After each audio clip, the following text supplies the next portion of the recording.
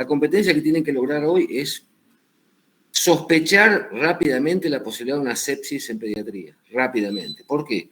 Porque el tratamiento completo no lo va a saber recitar para cada, digamos, no se puede normatizar para todos los pacientes, va a variar de acuerdo a las características de cada uno de los pacientes. Tiene 4 o 5 estructuras fundamentales que las vamos a ver, pero lo trascendente es detectar rápidamente una sepsis. ¿Dónde la van a ver cuando ejerzan la medicina? Si hay médico general, ¿va a haber alguno por acá? ¿Alguno va a hacer medicina general? No saben. Un médico general se va a establecer, conozco varios, se va a establecer, qué sé yo, Toluín. Toluín es una localidad que queda entre Río Grande y Ushuaia, el paraíso terrenal. Ahí viven una pareja de médicos generales. ¿Qué van a hacer en Toluín esos médicos generales cuando les caiga un niño con una aparente sepsis? Llamar el avión sanitario que tiene Tierra del Fuego, lo conozco, me perforé un tímpano por la altura, ahí, por la altura del avión, digo, y derivarlo rápidamente al hospital de Ushuaia o al hospital más complejo que puedan en ese momento. No pueden hacer otra cosa en su lugar de estancia o de ejercicio de la medicina durante 40 años. El mismo análisis, si te cae un paciente con una sepsis en Hinojos, en Olavarría, o te cae en Verónica, en mi pueblo, que es donde va a estar el grueso de todos ustedes, digamos, en los lugares iniciales de la atención. El médico más importante es el que atiende en el primer momento de la enfermedad. Un shock meningocóxico visto en un centro de atención primaria hoy a las 9 de la mañana, a la 1 la van a ver en terapia intensiva muerto. Entonces, no es tan importante tener la terapia intensiva con el respirador, con la dobutamina, con el antibiótico de tercera generación, etcétera, etcétera. No es tan importante como sospechar el diagnóstico en el momento en el cual la enfermedad recién se inicia, porque seguramente el paciente va a ser tratado adecuadamente en la terapia intensiva, pero 4 horas después del comienzo de la enfermedad, lo cual es de muy mal pronóstico y si se salva, seguramente va a quedar con secuelas irreversibles. De ahí la importancia de hacer un diagnóstico oportuno. Lo mismo pasa con alguna otra forma de shock. O sea, un paciente con un shock hipovolémico en mi pueblo, si yo no le detecto que tiene una deshidratación de más del 10% y está en shock hipovolémico, y no le hago la hidratación adecuada y pierdo 2 o 3 horas, literalmente estoy dejando que se muera, lo voy a decir suavemente, dejando que se muera. Lo mismo que si me equivoco cuando le hago un suero equivocado para ese tipo de situación. Lo mismo que me equivoco si trato una eventual sepsis sin policultivarlo antes y lo mando sin policultivar porque no voy a poder detectar el germen después. Entonces, síntesis. ¿Dónde van a ver ustedes un paciente con signos de sepsis? En el consultorio externo, un paciente que lleva 3-4 días de fiebre inespecífica, que no se sabe claramente qué le pasa, que habitualmente puede haber sido polimedicado iatrogénicamente por otros colegas, o lo van a ver en terapia intensiva respirado después de 15 días de una infección por Pseudomonas aeruginosa en un paciente inmunodeprimido, o lo van a ver en un recién nacido que tuvo una enfermedad de membrana hialina, hipoxia severa y a las 24 o 48 horas empieza con una enterocolitis necrotizante, punto de partida para la sepsis. ¿Qué lugares, qué lesiones o qué sistemas son habitualmente productores de sepsis? O sea, ¿dónde tengo que irme a fijar para que la sepsis no aparezca? Si tiene menos de 3 meses o es un recién nacido, en cualquier lugar. Una onfalitis, o sea, una infección del ombligo maltratada, genera una sepsis en un recién nacido. Una enfermedad membrana hialina produce hipoxia y, como les decía recién, genera una enterocolitis necrotizante y se genera una sepsis a gram negativos. Un canal de parto materno con estreptococo beta genera una sepsis descomunal en las primeras 24 horas 24-48 horas del recién nacido. Un niño ya lactante que se pesca una varicela, se le sobreinfecta uno de los granitos de la varicela, una de las ampollas de la varicela, y genera una sepsis de estafilococo. Un paciente con una otitis media aguda, supurada, común y corriente, que la tengo que tratar adecuadamente en el consultorio, pero que esa hemófilus influenza, que es beta-lactámico positivo y que no está vacunado adecuadamente, es un foco de entrada para que ese paciente haga una sepsis generalizada, con meningitis, compromiso pericárdico, con derrame pleural y con compromiso pulmonar bilateral. Una herida común y corriente jugando al fútbol el sábado a la tarde en el equipo del barrio, con un alambre de púa que estaba mal tirado en la cancha, genera una lesión en el pie que rápidamente se sobreinfecta por estafilococo y genera una sepsis generalizada en horas. Un paciente que se pesca un meningococo, un lactante o un niño en edad preescolar, que se pesca un meningococo en la guardería o en el colegio y que genera una epidemia en ese lugar porque seguramente puede contagiar a otros niños. Seguramente su primera manifestación va a ser la púrpura y después tendrá o no compromiso meningoencefálico de acuerdo a la velocidad con la cual actuemos. Esa concepción general nos va a ir orientando hacia la posibilidad de tener una sepsis. No cualquiera tiene una sepsis. Un inmunodeprimido es candidato a tener una sepsis, porque tiene obviamente su sistema inmunitario incapaz de poder soportar una agresión importante, un ícono, un elevado ingreso, digamos, de estafilococos o de meningococo, o de hemófilus o del que sea. Un paciente post-COVID, en la edad infantil, lo hemos visto en estos días, tranquilamente por la acción que ejerce el COVID sobre el sistema inmunitario puede pescarse una sepsis por una lesión mínima. Entonces, no cualquiera va a hacer una sepsis. ¿Quiénes lo van a hacer? El recién nacido, el lactante pequeño, el desnutrido por mala alimentación, el paciente que tiene una comorbilidad, o sea, que el paciente con una cardiopatía congénita que tiene una hipoxia severa que no ha sido diagnosticado previamente, se pesca una bronquiolitis, ingresa al hospital y a las 24 horas tiene puesto la Escherichia coli y la pseudomonas del niño de al lado. O sea, es mucho más fácil pescarse una sepsis en el hospital que en la comunidad, obviamente. El paciente que ingresó al hospital para hacerse una cirugía, un mal descenso testicular, que tuvo la mala suerte de que la uña del residente, la embarazada o el estudiante le llevó una pseudomonas que le hizo hacer una sepsis y entró por una cirugía que realmente tiene horas. Se va a la casa en horas. De allí que el lavado de manos del equipo de salud, que la higiene de todas las cánulas, que la higiene de las vías periféricas, que la higiene de todas y cada una de las actividades que se realizan en un medio hospitalario son fundamentales. Imagínense que la Clínica Mayo, una de las clínicas más reputadas del mundo, tiene un 16% de infecciones intrahospitalarias. Los hospitales con menores recursos tienen mayores infecciones intrahospitalarias. Si uno tuviera que medir la capacidad de un hospital para poder, digamos, tratar adecuadamente a un paciente, lo primero que debería ir a medir es qué porcentaje de infecciones intrahospitalarias tiene. Y créanme que a medida que el servicio es más complejo, las infecciones son más severas. Y créanme que cuando el hospital es más grande, las infecciones son más severas. Si vos me decís, tuviera que internar a un hijo mío, ¿dónde lo interno? En mi casa. Porque tengo pavor del germen intrahospitalario. Pavor. Que entra por donde quieren. Primer caso.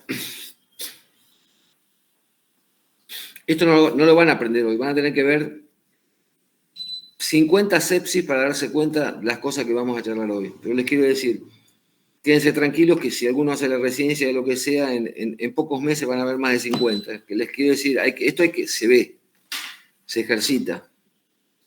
Jaime, 18 meses, previamente sano, con fiebre y petequias en tronco y miembros superiores e inferiores.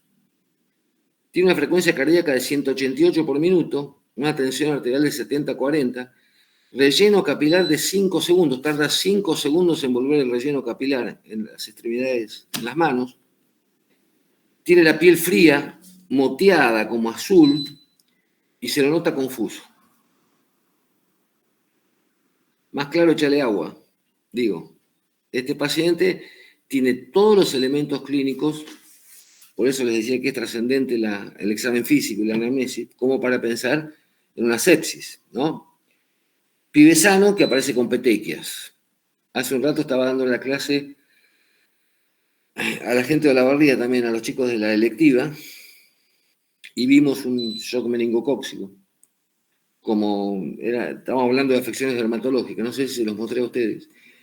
Digo, la mamá me llama por teléfono el viernes a las 7 de la tarde y me dice, mira Juan, tengo a Pedrito o a Jaime, en este caso, tengo a Jaime, está con fiebre desde hoy a la mañana, con fiebre alta, y le apareció una lesión como un punto, como si fuera la cabeza de un alfiler, de color rojo vinoso, cerca del dedo gordo de la mano de izquierda. Mi gesto, esto es lo que quiero que aprendan hoy. Si aprenden esto es suficiente. Mi gesto es preguntarle, mamá, hacele la vitropresión. Si tiene celular, mandame la foto y hacerle la vitropresión. O sea, no le digo así porque no es médica, pero digo, apretalo con el dedo a ver si desaparece. No desaparece, me dice la mamá. Mandame la foto y ya vestilo y llevámelo al hospital. Y ¿sabés qué? En el viaje vive en Hinojos, a 30 minutos de la barriga, o 25, no sé. En el viaje, fíjate si siguen apareciendo lesiones de ese tipo. Eso es una urgencia pediátrica. Yo tengo que actuar como tal. No puedo esperar 24 horas para verlo a ese paciente. Tengo que verlo rápidamente para detectar precisamente lo que estamos viendo acá. Las petequias aumentan, empiezan a ser incontables. Tiene una frecuencia cardíaca muy alta, típico de un shock séptico con gran gasto cardíaco, 180, 200 por minuto de frecuencia cardíaca. Obviamente eso genera mal bombeo sistémico, y lo cual da tensión arterial muy baja, relleno capilar muy enlentecido, o sea, le aprieto la uña para ver si aparece rápidamente el relleno y no aparece, tardas más de 5 segundos, piel fría, moteada, color grisáceo, mal estado general, confuso, a veces casi en coma. No tengo la menor duda que ese paciente está empezando a cursar un shock séptico. No sé cuál es el origen todavía, pero digamos que las características del cuadro clínico que analizo con este paciente me hacen sospechar que tiene la piel fría y moteada es una bacteriemia y que en un lactante la bacteriemia es igual a diseminación hematógena, lo cual es igual a sepsis, y se manifiesta clínicamente por esos signos de fallo cardíaco fundamentalmente. Digo, ¿qué hago en Hinojos o en mi pueblo? ¿Qué hacen antes de llevar, mientras le consiguen la cama para internarlo? Al toque lo hemocultivan, si tienen hemocultivos, le hacen una punción lumbar y lo medican empíricamente con cefalosporinas de tercera generación. ¿Por qué? Porque yo no puedo dejar de medicar a un paciente en el cual sospecho la sepsis. Después, si me equivoco, es otro tema, pero no puedo darle 2 horas de ventaja hasta que llegue al centro hospitalario en el cual lo van a tratar. Lo tengo que policultivar porque la única chance que tengo de que este paciente tenga una buena sobrevida después es tratar de recoger el germen que está produciendo la sepsis para poder medicarlo de acuerdo al antibiograma. ¿Alguna duda hasta ahí? Pregunten, si tienen dudas, pregunten, por favor. Sigo si no, dale. Pedro, 9 años. Ayúdenme ustedes, a ver. Fiebre odinofagia y rash petequial. ¿Sí? ¿Por qué consulta? Nuevamente por un rash de tipo purpúrico. Tenía fiebre hace 12 horas, asociado a dolor de garganta, que es absolutamente inespecífico, y algunas petequias en miembros inferiores, diagnosticado y tratado como una faringitis viral. Fíjense, acá hay iatrogenia, ¿no? Acá hay iatrogenia. Un paciente que en 12 horas incrementa las petequias, tiene fiebre de 39 grados, puede tener una faringitis viral, pero en todo caso, si tenemos la chance de poder observarlo unas horas, tiene que estar internado para ver qué es lo que está pasando con ese paciente, controlándolo casi en terapia intensiva, casi en terapia intensiva. El examen físico se lo encuentra febril, en regular estado general, tendencia al sueño, siempre hay compromiso sensorial, con respuesta motora conservada, con apertura ocular espontánea, o sea, no está en coma aún, no tiene un Glasgow alto. Pero lo que llama la atención es precisamente lo que viene ahora, taquicárdico, taquipneico, los pulmones parecen respetados, tiene un relleno capilar enlentecido, los pulsos periféricos son pobres, son débiles, son filiformes, y tiene un exantema purpúrico generalizado en tronco y miembros, ¿no? ¿Cuál es el rasgo fundamental de este paciente? La fiebre elevada y las petequias diseminadas. Petequias diseminadas en pediatría igual, aunque se equivoquen, igual a shock meningocóxico. Si yo le pido una punción, le hago una punción lumbar a este paciente antes de medicarlo y le pido un hemograma, es altamente probable que a pesar de que ya tiene una sepsis, la celularidad del líquido cefalorraquídeo sea normal y que no tenga alteraciones físico-químicas todavía. Y es altamente normal que todavía no tenga respuesta en el hemograma, o sea, no va a tener una leucocitosis neutrofílica y una eritro muy acelerada. Eso es un índice de mal pronóstico. ¿Por qué? Porque me está marcando que el organismo no tiene capacidad de respuesta ante un germen tan agresivo como es el meningococo. No esperen una punción lumbar patológica apenas empieza un shock séptico por meningococo y no esperen tampoco rápidamente un viraje rápido de neutrófilos o de elementos que van a ir a defenderse de el germen que está penetrando, digamos, en todos los sistemas en el organismo de este paciente. Pásame la otra. O sea, acuérdense esto, un hemograma normal, un eritro normal y una PL normal en un paciente en el cual yo sospecho clínicamente una enfermedad meningocóxica, un shock meningocóxico, son índices de mal pronóstico. Porque me dice que el paciente tiene una sepsis pero que no tiene capacidad de respuesta por sí mismo. ¿Sí? No suele ocurrir esto en pacientes en los cuales esto es mucho más grave. Los malnutridos tienen deficiencias inmunológicas. Los que no han tomado la leche materna tienen deficiencia inmunológica. Obviamente los que no han sido vacunados adecuadamente también la tienen. La próxima. Otro paciente. ¿Quién lo lee? Así me tomo un mate. Dale. Ahí lo leo si quieren. Dale. Bueno, Claudia, lactante de sexo femenino de 6 meses de edad, ingresa al hospital por consultorio con diagnóstico de gastroenteritis aguda. Su madre refiere episodios de vómitos abundantes 4 y diarrea acuosa 4 desde hace 6 horas. No recibe líquidos desde hace aproximadamente 8 horas, no se constató diuresia en el último día y no existen antecedentes de fármacos y o tóxicos.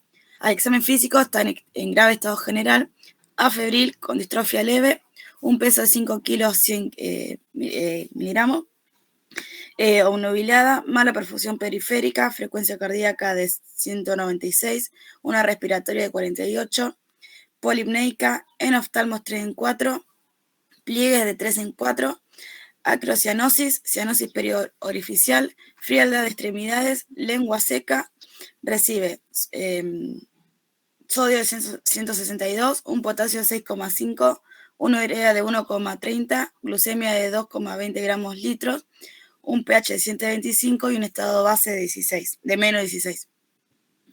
Muy bien. Acá paro un cachito antes de que empecemos a pensar al paciente. Digo, esta es una situación de alta frecuencia en los hospitales de mayor complejidad, obviamente. Y esto siempre nos generaba, las características de este paciente nos generaba discriminar dos situaciones importantes que uno tiene que analizar cuando un paciente tiene la posibilidad de tener una sepsis, como es este, o tiene la posibilidad de tener un shock hipovolémico, como es este. Nunca es fácil discriminar el cuadro infeccioso del cuadro metabólico. Generalmente empiezan simultáneamente, porque yo puedo decir, en este paciente tiene un cuadro franco de deshidratación, ahora lo vamos a analizar, está literalmente shockado, y yo digo, ¿el shock es hipovolémico solo o es séptico también? Porque tiene una puerta de entrada. ¿Cuál es la puerta de entrada acá? La gastroenteritis, ¿no? O sea, este paciente tranquilamente podría tener un shock séptico por la gastroenteritis aguda sin compromiso metabólico, o sea, sin deshidratación. pero también puede tener un shock séptico asociado a un shock hipovolémico. Eso es imposible de discriminar cuando un paciente entra. Fui médico interno del Hospital de Niños durante 15 años. El médico interno se la pasa más en terapia intensiva que dentro de las camas, porque un hospital de 500 camas, como tiene el Niños de La Plata, son todos pacientes en terapia intensiva, las 500 camas. Entonces, ¿qué les quiero decir? A ver, yo tengo que discriminar acá qué elementos tengo para pensar que este es un shock hipovolémico primero y sacarlo del shock hipovolémico. Y después ver si este paciente no sale del shock hipovolémico, a pesar de que lo hidrato, entonces ahí sí empiezo a pensar que aparte del shock hipovolémico tiene un shock séptico y una sepsis condicionada por seguramente un gram negativo, porque la puerta de entrada es una gastroenteritis aguda, ¿está claro? Entonces puede tener una Escherichia coli, una pseudomonas, etcétera, etcétera. Tengo una pregunta. Sí. Aunque el paciente esté afebril, ¿lo tengo que pensar igual? Mirá, la fiebre, es muy buena la pregunta. Lamentablemente le resulta difícil transmitir todo lo que le estoy transmitiendo porque es como que lo saco del libro. El libro es el peor invento que se ha hecho para que uno estudie medicina. El único libro es ver al paciente en el lugar donde está. Es el principal libro. La fiebre es un indicador, no es un signo de gran importancia en la evaluación de un paciente con sepsis, aunque te parezca mentira. ¿Por qué? Un recién nacido, letárgico, sin fiebre, o al contrario, con temperatura muy baja, es un séptico y no tiene fiebre. ¿Se entiende lo que digo? No es un buen elemento la fiebre por sí misma como para descartar que no tenga una infección. Hay pacientes con inmunidad comprometida, como son los recién nacidos o los desnutridos graves, que pueden no tener fiebre y tener una sepsis galopante. No sé si fui claro. Sí, se entiende. O sea, obviamente que un paciente que tiene 40 grados de temperatura y tiene un aspecto de séptico como el anterior que vimos, obviamente ese paciente vos decís está séptico. Ahora, esta paciente afebril no me descarta, que no tenga fiebre no me descarta que no tenga una sepsis. ¿Se entiende lo que quiero decir? Por ahí el deterioro hemodinámico habla más de lo que está cursando que, digamos, de la fiebre, sí. Por ahí en conjunto hay que verlo. Muy bien, Emiliana. Digamos, a vos, entonces, por lo que me estás contando, vos decís que tienen deterioro metabólico. No, hemodinámico. Hemodinámico, sí, está bien. Nosotros le decimos metabólico también porque afecta a todas las funciones, digamos, la acidosis, el sodio, el potasio. Digo, por eso decimos, ¿es hemodinámico o es séptico? ¿Es metabólico o es séptico? Pueden ser las dos cosas. Si vos me decís, por ahí no tiene la fiebre tan florida, claro, como un inmunocomprometido o un anciano, pero sí tiene todo ese cuadro. En este paciente, ¿qué les impresiona? No descarto que tenga ninguno de los dos, pero ¿qué les, digamos, inicialmente porque este paciente dentro de 4 horas con un tratamiento es otro paciente, tiene otra clínica, pero ahora, en este momento, ¿qué les impresiona que tiene? Y más un shock hipovolémico. Muy bien, ¿por qué? Predomina por el tema de la deshidratación. ¿Qué elementos clínicos tiene para pensar en un shock hipovolémico? Busquemos eso ahora, porque esto es lo que van a aprender. No orina, no orina durante todo un día. No orina durante todo un día, muy bien. ¿Y eso, por qué no orinará si está deshidratado? Porque tiene bajo volumen. Exactamente, tiene muy bajo. Y además compensatorio también, para no perder tanta agua. Tiene muy bajo filtrado glomerular, ¿no es cierto? Entonces yo digo, este paciente para mí tiene una insuficiencia renal aguda, no orgánica, funcional. ¿Por qué? Porque van a ver, bueno, no lo van a ver, pero cuando yo hidrate a este paciente comienza a orinar adecuadamente. Si no orina después que lo hidrato adecuadamente, pienso que tiene un fallo renal orgánico condicionado por la infección o por lo que sea, o por una patología previa. Si orina, dije, bueno, no orinaba porque no tenía abundante flujo glomerular dado la deshidratación. Bien, ¿y qué elementos clínicos tenemos para pensar que tiene un shock hipovolémico? La mala perfusión periférica, está taquipnéico, taquicárdico. Muy bien. Bueno, tiene cianosis, tiene... Muy bien. ¿Qué signos clínicos de deshidratación tiene, aparte? La lengua seca, el enoftalmos. Exactamente. Lengua seca. ¿En qué situaciones se van a encontrar con una lengua seca cuando el paciente está deshidratado? Porque yo digo, a mí me ponen esto para el ECOE, para el examen final del ECOE, y yo digo, a ver, sí, para mí tiene un shock hipovolémico, está deshidratado, tiene oftalmos, tiene signos de mala perfusión periférica, no orina, por lo tanto creo que tiene un fallo renal. Digo, la lengua seca, ¿a qué me orientará? ¿Qué les parece? Como elemento clínico trascendente, más importante que la fiebre. Una deshidratación hiponatrémica era. Hipernatrémica. Hiper. Acuérdense que los deshidratados, creo que hablamos de esto antes, ¿no? Con ustedes, porque ya tengo un pedo de grupos que ¿hablamos? La lengua seca es un signo importante. ¿Por qué? Porque el paciente que comienza a deshidratarse, en las primeras horas, cuando tiene muchas pérdidas, pierde por vómitos, pierde por diarrea, y no toma nada, pierde más agua que sodio. Por lo tanto, se concentra y hace lo que se llama una deshidratación hipernatrémica. Le pido el sodio y tiene 162 de sodio, cuando el valor normal es hasta 145, o sea que tiene hipernatremia, por lo tanto tiene hiperosmolaridad. La lengua, ¿cuál es la constitución anatómica de la lengua? ¿Qué tiene la lengua? ¿Tiene fibra?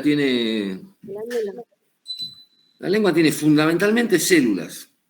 Entonces, una lengua seca me está hablando de una deshidratación celular. Lo mismo le está pasando al cerebro, que tiene fundamentalmente células. O sea, la clínica de la deshidratación hipernatrémica la vas a tener en una lengua de loro, es terrible, cuando la vean se van a dar cuenta, y lo vas a ver en algún tipo de manifestación soporosa o convulsiva a nivel del sistema nervioso central, porque se hidratan las células de la lengua y las células de la neurona.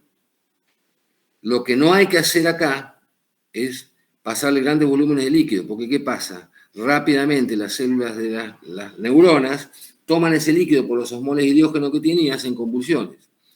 El objetivo de este paciente prioritariamente es corregir la osmolaridad, lograr primero que ese sodio de 162 vaya a 145 y después hidratarlo adecuadamente. O sea, ¿cómo analizo el medio interno y el laboratorio que le pedimos? ¿Qué les parece?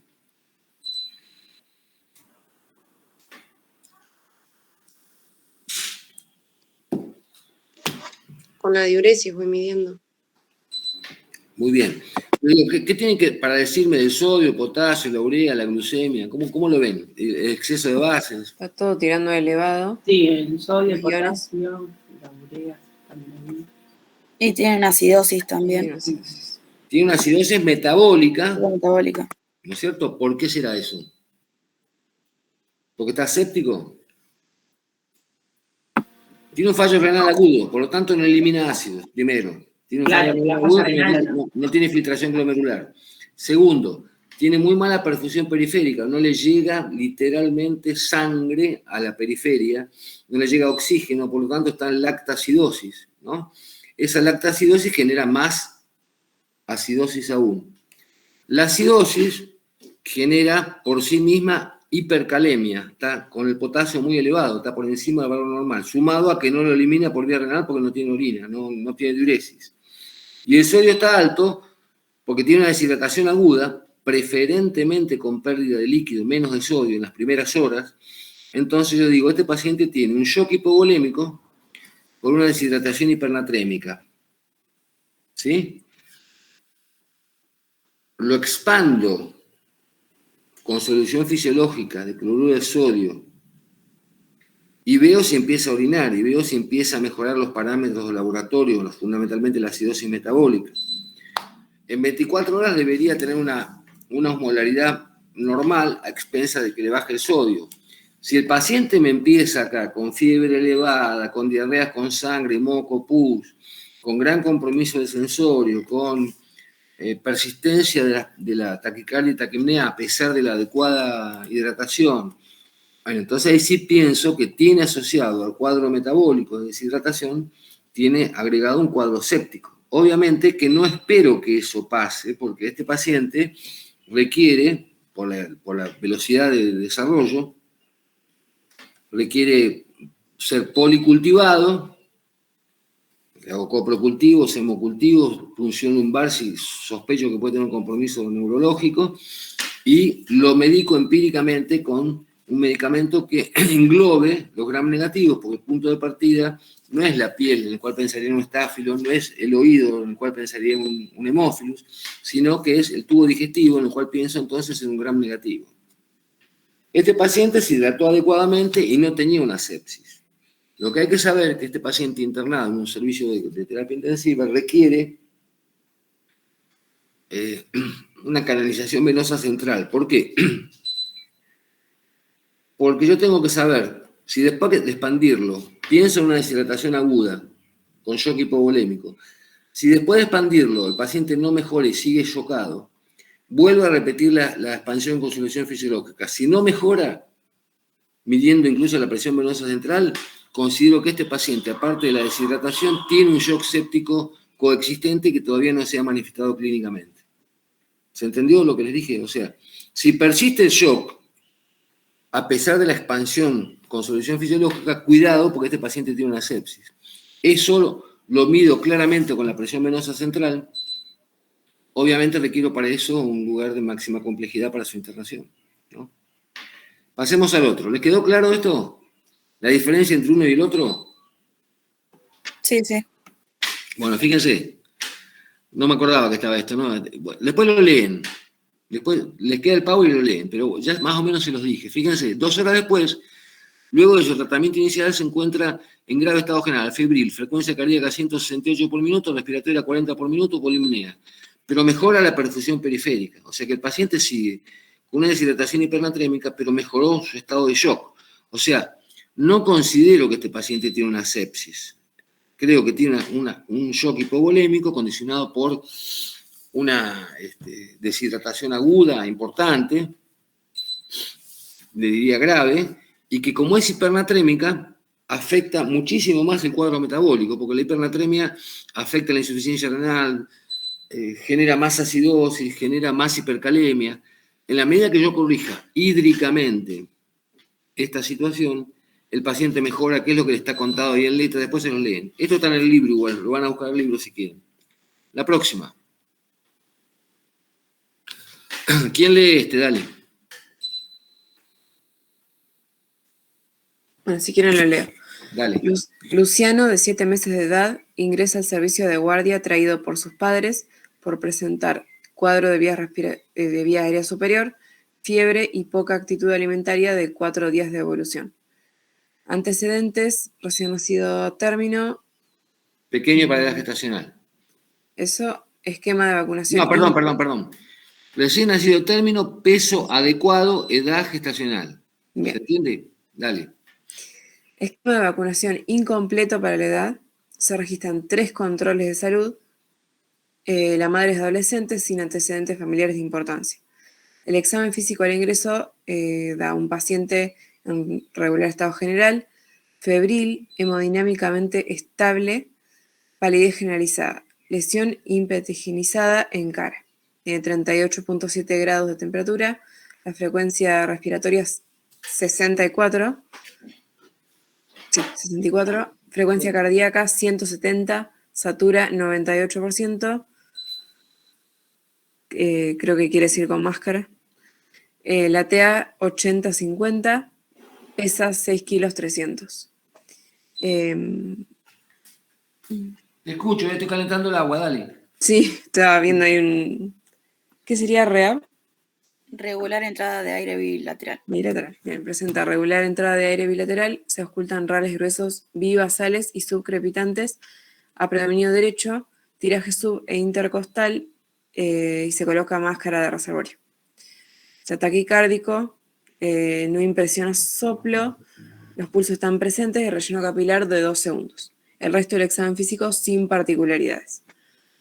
Y exámenes complementarios, analítica de rutina, tiene 23.000 glóbulos blancos, a predominio de neutrófilos, hematocrito 31, hemoglobina 9, plaquetas 489.000, glucemia 98 y urea 22. En la RX de tórax se observa infiltrado radiopaco en base pulmonar derecha, senos postofrénicos libres y a las 6 horas del ingreso el paciente persiste febril con empeoramiento clínico, por lo que se decide repetir la radiografía de tórax donde se observa velamiento del hemitórax derecho con desplazamiento del mediastino al lado contralateral compatible con derrame pleural. Y bueno, ¿cuál sería la interpretación y la conducta inicial? Los escucho. Clínica pura. Esto es clínica pura. Así lo van a ver al paciente. Capaz que no tienen la suerte de verlo en el hospital y lo ven en el consultorio. Y tienen que actuar. O sea, tienen que hacer lo que yo diría un diagnóstico operativo. O sea, no sé qué tiene todavía, pero tengo que decidir si lo interno o no lo interno, si lo cultivo o no lo cultivo, si lo derivo cultivado, si le pongo antibióticos en el camino. Tengo que decidir todo lo que me va a pasar pasado mañana cuando empiecen a hacer guardia y después que terminen el ECOE. A ver, ¿qué les parece? A ver, busquemos elementos clínicos, ya sea de la anamnesis o del examen físico, que nos pueda orientar hacia la complejidad de este paciente. ¿Qué les parece? ¿Quién se anima? Yo acá lo había interpretado capaz como un cuadro séptico secundario a una neumonía. Muy bien. ¿Y antes de la neumonía? Lean la historia bien. Tenía lesiones imperiginizadas también. El paciente no. Esto es así de simple. Esto marca el fracaso. ¿Me escuchan? Sí. Esto marca, perdónenme, estoy con el mate. Esto marca el fracaso de la atención en el primer nivel de atención, porque este paciente con un impétigo, un paciente hijo de madre adolescente, que no significa, que no es ninguna gravedad, pero que está comprobado clínicamente, está comprobado con evidencia científica que las madres adolescentes tienen hijos que se enferman más. Mal controlado, porque tiene 3 controles a los 7 meses de vida. ¿Sí? ¿Cuántos controles debería haber tenido ahí? 8. No menos de 1 por mes durante el primer semestre. No menos de 6 controles más los controles de recién nacido. 8 controles seguramente. ¿Sí? ¿Se entiende? Está mal controlado. Y no tiene las vacunas, todas las vacunas. Tiene vacunación incompleta. O sea, este es un paciente de riesgo. A pesar de que nació bien, tuvo buen peso al nacer, es un paciente de riesgo porque no dice, creo, ¿no? Pero no sé si tomó la teta. Si no tomó la teta, peor todavía, ¿no? Es poco probable que lo haya tomado.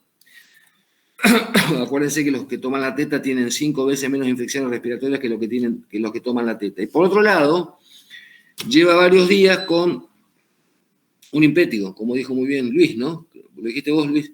Bien. Sí. Bueno, tiene un impétigo, ¿qué pienso? ¿Qué bicho tiene? Clógenes. Tiene estafilococo, digo. No sé si vi afecciones dermatológicas con ustedes.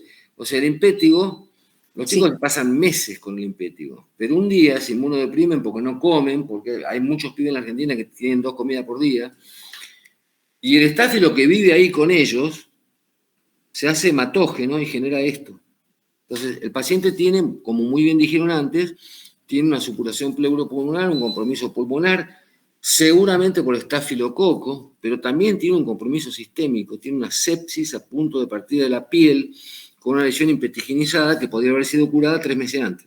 ¿Está claro lo que digo? O sea, la falta de controles, que es lo que, digamos, no es ningún mérito tratar a este paciente respirado con una supuración pleuropulmonar, una terapia intensiva. El mérito hubiera sido controlarlo las 6 veces, vacunarlo, darle la teta y evitar el impétigo, porque este paciente va a quedar con secuelas pulmonares irreversibles. Esto obviamente es una sepsis a punto de partida del impétigo, como dijo muy bien Luis. Probablemente el germen, por lo más probable es que el germen sea un estafilococo. Y probablemente sea un estafilococo meticilino resistente, lo cual hace sepsis severas, ¿no? O sea, porque ustedes saben que hay cepas del estafilococo de la piel que son resistentes a las cefalosporinas y que son tratadas, por ejemplo, con trimetroprima sulfa o con otras asociaciones antibióticas. ¿Qué es lo que deberíamos haber hecho antes que tuviera toda esta clínica que nos está marcando un paciente séptico a punto de partida de piel, con compromiso pulmonar, y obviamente hay que policultivarlo, hay que hacer punción lumbar, hay que hacer varios hemocultivos, hay que hacer coprocultivos si tiene materia fecal que nos llama la atención, etc. Pasemos al otro. Fíjense cómo van variando, ¿no? Bueno, léanlo. ¿Quién lo lee? Yo lo leo si quieren. Dale. Dice, se interpreta cuadro clínico como sepsis secundaria foco respiratorio. Al no presentar mejoría con tratamiento de sostén realizados, paciente con diagnóstico de shock séptico y neumonía complicada. Se decide ingresar a asistencia ventilatoria mecánica y se deriva a unidad de terapia intensiva pediátrica. Los resultados de cultivos, un exciso hemocultivo por 2 y líquido pleural positivos, estrés para Staphylococcus meticilina resistente. Gravísimo. Gravísimo. Se evitaba tratando adecuadamente el impétigo. ¿Me entienden? El razonamiento para mí de la clase de hoy no es que me sepan tratar con una cefalosporina de tercera generación meticilino resistente. Quizás no lo hagan nunca en la vida si no hacen terapia intensiva. Lo importante acá es detectar precozmente, ya sea en el niño, en el abuelo o en la embarazada, detectar precozmente la posibilidad de una sobreinfección que es terminal en un porcentaje importante de los casos. La sepsis por estáfilo meticilino resistente lleva al óbito en un porcentaje muy importante de pacientes. Pasemos a la otra. Bueno, empezamos a hablar de sepsis. Ya saben lo que es la sepsis, es una disfunción orgánica funcional. Fundamentalmente la sepsis tiene un compromiso. O sea, ¿qué caracteriza la sepsis? La presencia del germen, ya no de una bacteriemia, las bacteriemias son esporádicas, sino una bacteriemia persistente que hace que la difusión se generalice en todo el organismo. Es una enfermedad multisistémica. Pásame la otra. Una enfermedad multisistémica. Son muy chiquitas las letras. No está bien esta clase, porque tiene mucha letra, a mi gusto. Así que la voy a modificar. Digo, es una enfermedad multisistémica que obviamente tiene compromiso de todos los órganos nobles de la economía, o sea, meningitis, abscesos cerebrales, como vieron recién, abscesos pulmonares, derrame pleural, endocarditis bacteriana, ¿no? Afección renal bilateral que genera lesiones estructurales, incremento del hígado, alteración obviamente de la perfusión adecuada de el sistema cardiovascular, que hemos visto, se ha visto, sobre todo ahora con el COVID, que también da una enfermedad multisistémica, se ha visto compromiso cardíaco, ¿no? Pericarditis, compromiso miocárdico, o sea, generalizado, produciendo un fenómeno en cadena multisistémico, microvascular, que genera afección inflamatoria multisistémica. ¿Cuál es el momento más crítico de la sepsis? El comienzo. En general, la mayor parte de las sepsis empiezan con un componente de gran gasto cardíaco, condicionado fundamentalmente por las toxinas de los gérmenes que las generan, y eso lleva al paciente, acuérdense del primero, a la mala perfusión periférica, al relleno capilar lento, a la hipotensión arterial, a una gran taquicardia, una gran taquipnea, una disminución del flujo renal, por lo tanto una insuficiencia renal, con el compromiso metabólico que esa genera, que lo vimos un poco más en el paciente con la deshidratación hipernatrémica, ¿no? Eso es lo que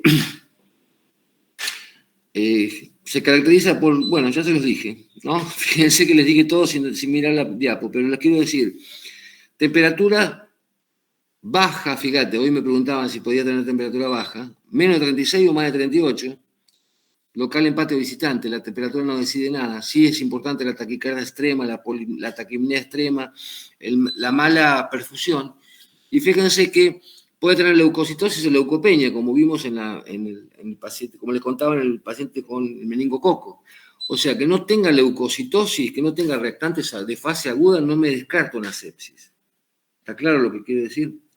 O sea, no se confíe en que el hemograma sea normal y que el eritro sea normal y que la punción lumbar sea normal. El paciente puede estar aséptico sin reactantes de fase aguda, sin movilidad todavía celular. Suelen tener plaquetopenia, es el caso del shock meningocóxico, ¿no?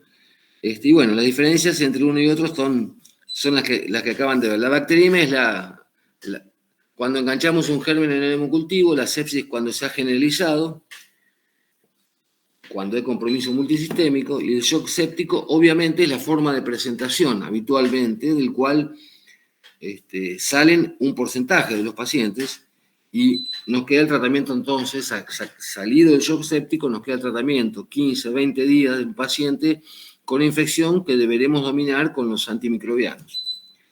Pasame la otra. Fíjense, difusión cardiovascular, presión arterial baja, lo cual genera la necesidad de drogas vasoactivas. Ahí no les voy a contar cómo y cuánto, porque no tiene sentido.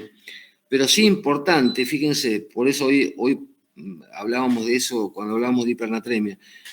Inexplicable acidosis metabólica, porque hay un fallo multisistémico y eso genera acidosis metabólica. Incremento del lactato arterial, eso se hace en las grandes terapias intensivas. Relleno capilar muy bajo, oliguria, por el fallo renal que hablábamos recién. Y, digamos, disfunción respiratoria fundamentalmente, porque el tipo habitualmente por el compromiso respiratorio disminuye la PO2 y aumenta la PCO2, ¿no? Incrementa la PCO2 como un signo de mal pronóstico. También dentro de los servicios de terapia intensiva se evalúa la gravedad de la sepsis de acuerdo a la necesidad de oxígeno necesario a suministrar para mantener una PO2 relativamente normal. A medida que mayor oxígeno estemos usando, estamos hablando del pulmón de sepsis, que es un pulmón húmedo y que no nos permite una adecuada hematosis. Por lo tanto, cuanto más oxígeno estamos usando, más allá del 50-60% de concentración, sabemos que la sepsis es más grave porque tiene un gran compromiso pulmonar. Bueno, obviamente la disfunción neurológica también la vemos, o sea, un Glasgow elevado. Depende el compromiso del sistema nervioso central que tenga por esta enfermedad multifuncional. El recuento plaquetario, como les decía recién, en general encontramos plaquetopenia. La disfunción renal, obviamente, encontramos que el paciente no tiene un buen clearance de creatinina, o tiene una urea muy alta si no tenemos la creatinina, porque no tiene un buen filtrado, porque tiene mala perfusión distal y por lo tanto también tiene mala perfusión renal con disminución del filtrado glomerular.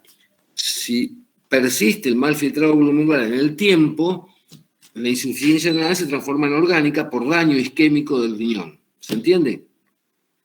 La disfunción hepática también forma parte del cuadro multisistémico y está relacionado fundamentalmente con la necrosis hepática, que se manifiesta por bilirrubinas altas o se manifiesta por aumento de las transaminasas. En el recién nacido, por ejemplo, una sepsis en el recién nacido, uno de los signos iniciales, pueden ser 2 o 3, que confunden con otros. Un paciente con letargo, un recién nacido dormido, que no toma la teta o que no tiene fuerza para succionar y que aparte está amarillo, ¿no? Si yo veo un recién nacido con letargo, amarillo, lo primero que pienso, si no tiene ningún foco claro en la piel, es que tiene una infección urinaria de Escherichia coli en el primer mes de vida, que le da un cuadro séptico. Una infección urinaria en un recién nacido es una sepsis, porque no tiene capacidad de localizarla. Y habitualmente la infección urinaria de Escherichia coli se presenta en un recién nacido, se presenta con un cuadro séptico y se asocia a ictericia, que es una ictericia predominio directa. O sea, recién nacido, que no toma la teta, porque no se prende la teta a la madre, porque no tiene fuerza para succionar, aunque no tenga fiebre, puede estar febril, y está amarillo, cuidado, porque tiene una infección urinaria de Escherichia coli que le está generando un cuadro séptico. Eso lo hemos visto frecuentemente en el primer mes de vida, sobre todo. Ese paciente, por supuesto, hay que internarlo, policultivarlo, hacer una punción lumbar, hacer varios hemocultivos y hacer una punción suprapúbica, porque no va a orinar, hacer una punción suprapúbica para hacer urocultivos, donde probablemente encontramos la Escherichia coli que le está generando el cuadro séptico y la ictericia asociada. ¿Les quedó claro hasta ahí? Este es un cuadro de sepsis general. Mucho más que esto no van a ver. Espero que no lo vean, porque el objetivo de la charla es que lo eviten, ¿no? O sea, lo que le quise decir antes cuando recién empezaba. Este es el cuadro para el terapista intensivo que lo va a internar, que tendrá que ver qué volumen le pasa de acuerdo a su función renal, tendrá que ver si lo mete o no en asistencia respiratoria mecánica, tendrá que ver qué concentración de oxígeno le va a poner, tendrá que ver si necesita plaquetas porque está plaquetopénico, tendrá que ver qué pasa con su medio interno, si tiene un sodio muy alto, si tiene una acidosis metabólica. tendrá que ver qué pasa con su presión arterial por usar dobutamina u otro tipo de sustancias, fluidos, digamos, que incrementen la función cardíaca. Pero excede el contenido de la charla de hoy. Yo no quiero que se vayan con la dosis de dobutamina. ¿Está claro lo que digo? Sigamos. Fíjense, los gérmenes. De acuerdo a la edad, ¿no? La Escherichia coli, la causa más, estamos hablando de 0 a 3 meses. La Escherichia coli es lejos la más frecuente, lejos. Y se manifiesta como una infección urinaria. ¿De dónde larga? Desde la infección urinaria. ¿O desde dónde larga? Como le decía hace un rato, de la enterocolitis necrotizante en un paciente respirado. O sea, las causas originales. ¿O de dónde larga? Se lo larga la mamá en el canal del parto con el estreptococo. ¿Sí? Por eso tenemos que saber, antes de que el pibe nazca, si la mamá está colonizada por estreptococo, porque si está colonizada por estreptococo, eso es indicación de no parto vaginal, es indicación de cesárea si no tratamos a la madre adecuadamente. Obviamente la cobertura antibiótica va a variar de acuerdo al germen. En el recién nacido se usa cefalosporina de tercera generación más ampicilina por el estreptococo, pero el antibiótico, olvídenselo, no tiene ningún sentido contárselos porque depende fundamentalmente de la respuesta que yo tenga al antibiograma. O sea, es absolutamente empírico el tratamiento inicial. Después haremos tratamiento de acuerdo al antibiograma que obtengamos. De los 3 a los 5 años, fíjense cómo cambia la etiología. El Staphylococcus aureus, el Streptococcus pneumoniae, que no es tan frecuente, y la Neisseria meningitidis, que sí, obviamente, como vimos recién, ¿no? Entonces, ¿qué antibiótico vamos a usar? Cefalosporina de tercera generación. Pero claro, hay algunos que son meticillinos resistentes y habrá que usar un anti-estafilococo meticilino resistente que no son tantos en el mercado, ¿no? Uno de ellos es la vancomicina, pero no tiene ningún sentido que se acuerden de esto. Se lo estoy contando porque lo he hecho durante tantos años. En el mayor de 5 sigue predominando los 3 gérmenes que vimos antes, ¿no?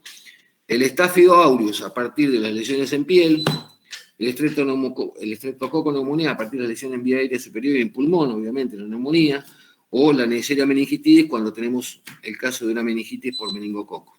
Pasame la otra.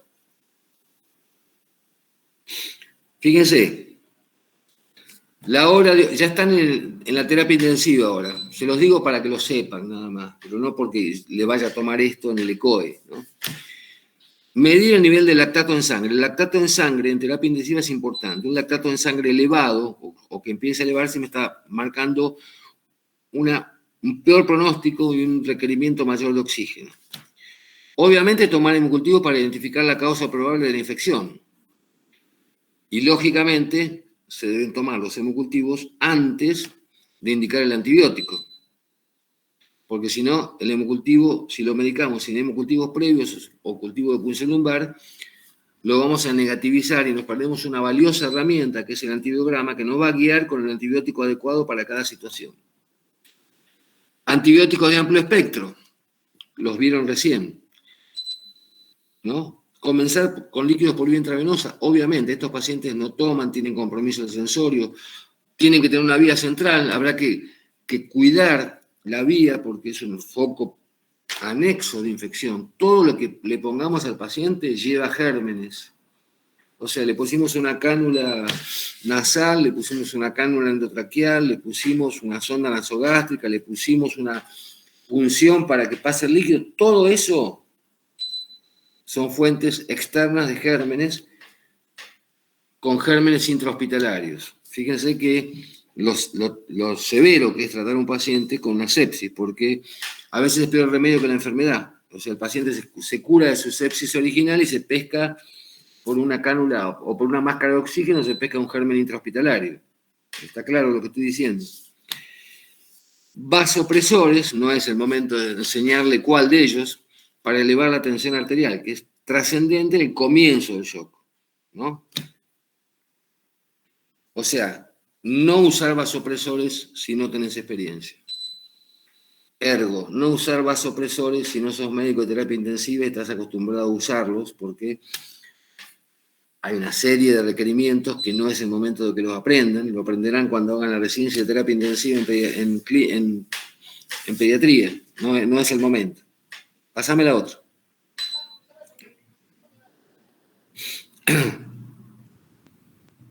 ¿No hay más? Bien. Bueno, es lo necesario, está muy bien. Digo, dudas.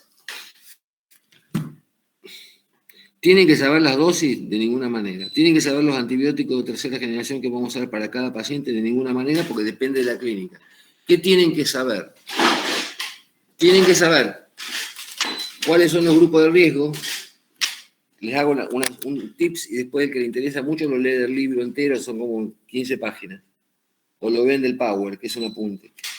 Tienen que saber identificar la sutileza del comienzo de la sepsis. Esa petequia que no le das pelota, que es un puntito rojo vinoso, es el comienzo de una catástrofe, de un shock meningocóxico.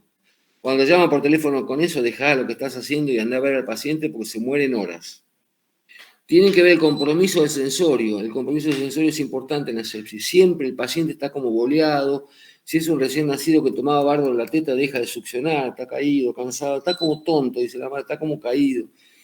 Tienen que, obviamente, detectar si hay hipertermia o hipotermia. Acuérdense que cualquiera de los dos puede detectarse. Obviamente, los signos de gasto cardíaco acelerado, como la taquicardia, la taquipnea, el pulso filiforme. La hipotensión arterial es trascendente, ¿no? El fallo renal, o sea, el paciente que hace, la mamá te dice, mira, hace 6 horas que no le tomé fiebre, pero hace 6 horas que no orina, no me mojó el pañal, y aparte lo noto muy somnoliento, no me toma la teta, chupaba barba hasta ayer, pero no. Tienen que encontrar los signos externos que los orienten, no sé, el paciente con el impético, el paciente con una varicela impetiginizada, el paciente con una celulitis, el paciente con una otitis media que hace una sepsis de Haemophilus influenza. El Haemophilus influenza ama las serosas. Empieza como una otitis, pero se va al pericardio, a la pleura y a las meninges, ¿sí?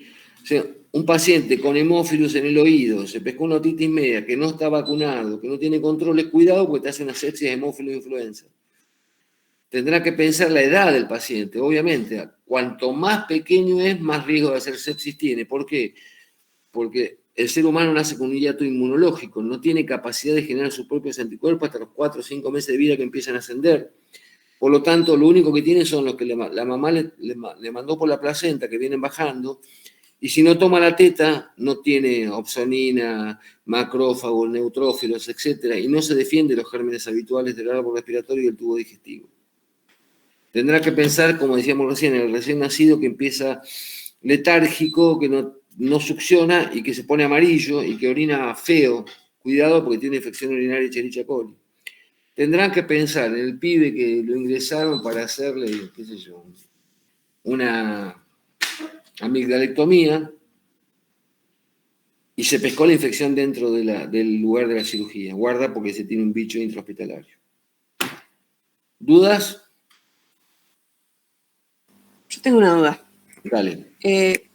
Suponiendo, pues justo es algo de un caso que conozco y me hizo pensar, cuando uno tiene un paciente pediátrico inmunosuprimido que tiene una infección, en este caso que conozco era una otitis y después un foco pulmonar que se está haciendo una neumonía. Iniciamos tratamiento antibiótico. ¿Cuánto tiempo le doy para ver que mejore y que se baje la fiebre? O sea, ¿cuánto tiempo puedo esperar hasta sospechar que haya una sepsis, por ejemplo? Una buena respuesta. Bien. Te hago una pregunta puntual. ¿Vos dijiste que era inmunodeprimido el paciente? Sí. ¿Por qué? Por una enfermedad renal de larga evolución, más todo el tratamiento que le hicieron para la enfermedad renal y desnutrición. Está bien, está muy bien. Te pregunto eso porque hay un grupo de pacientes, o sea, vos tenés, ahora te contesto, pero te lo alargo. Digo, hay un grupo de pacientes,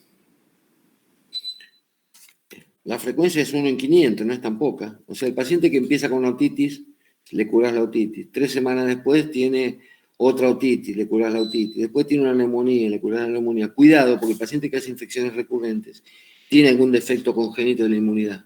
Puede debutar, por ejemplo, con un cordón umbilical cortado y infectado. Se entiende lo que te quiero decir. Cuando uno el paciente tiene infecciones recurrentes, tiene que ir a buscar al inmunólogo para descartar algunas afecciones frecuentes de la inmunidad. Eso por un lado. En este caso que vos estás contando, ese paciente tiene causas exógenas de inmunodeficiencia, la desnutrición, la enfermedad renal crónica, digamos, tiene comorbilidades previas. Es un paciente que va a tener, los desnutridos todos tienen la inmunidad disminuida, por eso son los que se van a morir de una infección severa, ¿no? Entonces, lo que tenés que valorar en ese paciente, no va a ser tan magnífica la evolución. Un paciente que tiene una comorbilidad previa, que se pesca una infección que entra por el oído y tiene supuración pleuropulmonar, me dijiste, tenía compromiso pulmonar y óptico, lo más probable es que tenga una hemófilos influenza como causa, lo más probable, o un neumococo que también está en el oído, y ese paciente va a estar internado no menos de un mes con antibióticos de amplio espectro y va a tener fiebre 15 días a pesar de que esté con el tratamiento adecuado. ¿Se entiende lo que te digo? O sea, Sí. Cuando un paciente ingresa a un servicio hospitalario con una neumonía o con una infección en dos lados, una sepsis puntualmente, oído y pulmón, es una sepsis en dos lugares, cuando vos ves el cuadro clínico del paciente, dibujado en la tabla clínica del paciente, ves que tiene picos febriles durante 2 semanas, tranquilo, a pesar de que esté con la medicación adecuada. No se cura mágicamente con 3 dosis de antibióticos, ¿no? Es una lucha entre el huésped y el germen, ¿no? Sí. Creo haberte contestado. Sí, gracias. ¿Alguna otra duda?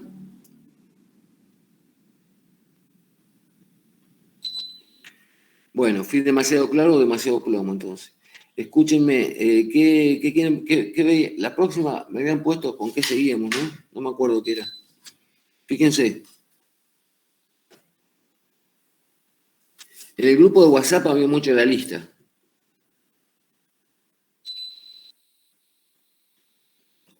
A ver si me Ya vamos a encuentro. ver, me parece, afecciones emergentes. Perfecto. Sí, eso Bueno, estaba anotado. y ahí van a ver tuberculosis. Bueno, es interesante esa charla, porque es muy, muy, muy relacionada con nuestra realidad. Bueno, escúchenme, yo se los mando en un ratito el Power.